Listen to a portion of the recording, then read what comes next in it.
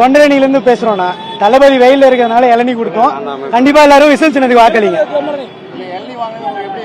ரொம்ப மகிழ்ச்சியா இருக்குண்ணா. தளபதிக்காக தான் வாங்கிட்டு வந்தோம். அவளு கும்பலையும் வாங்கிக்கிட்டாரு எங்கள்கிட்ட.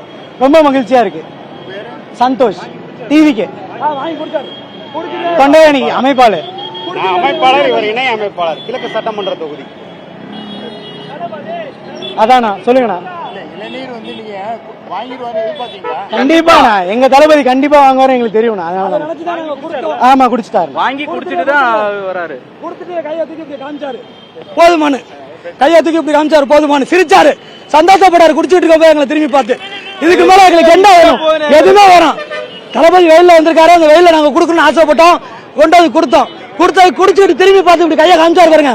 இந்த மாதிரி ஒரு மனுஷனை பார்க்கவே முடியாது. யாருமே பார்க்க முடியாது. இவர் தான் அடுத்த சிஎம். முதலமைச்சர் இவர் தான்.